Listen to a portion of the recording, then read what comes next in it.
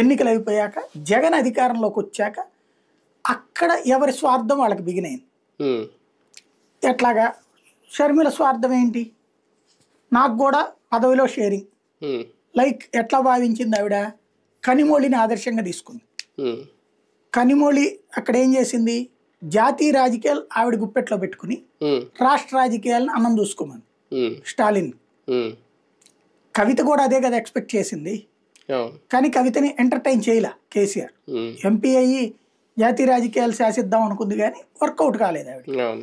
వీళ్ళందరూ కూడా ఏంటంటే కూతుళ్ళు ఇప్పుడు ఏమవుతున్నారంటే మాకేదో ఒకటి అప్పచెప్పండి, ఆస్తిలో వాటా కాదు రాజకీయంలో వాటా కూడా కావాలనుకుంటున్నారు. అందులో నుంచి రాకపోయేటప్పటికి ఫస్ట్ ఆవిడకి ఒక శత్రుత్వం ఏర్పడింది. రెండవది, ఈ కేసు సిబిఐ దర్యాప్తుకి అడిగినటువంటి సందర్భంలో ఎందుకు అడిగింది సునీత, ఫస్ట్ అడిగింది చంద్రబాబు నాయుడు సరిగ్గా చేయట్లేదని.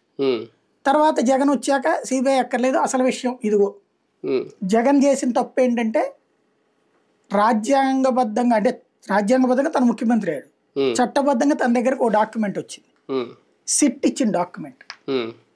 అది జగన్ వచ్చాక వేసిన సిట్ ఇచ్చిన డాక్యుమెంట్. అందులో చంపినోడు దస్తగిరి అండ్ కో అని తెలుసు, అట్లాగే చంపించినటువంటి వాడు గంగిరెడ్డి అని తెలుసు, గంగిరెడ్డిని నడిపించినోడు దేవిరెడ్డి శివశంకర్ రెడ్డి అన్నవాడు తెలుసు. దేవిరెడ్డి శివశంకర్ రెడ్డి ఇద్దరికి మంచి క్లోజ్, అటు భాస్కర్ రెడ్డి వాళ్ళకి క్లోజు, ఇటు పక్కన వీళ్ళకి క్లోజు శివప్రకాష్ రెడ్డి వాళ్ళకు. అయితే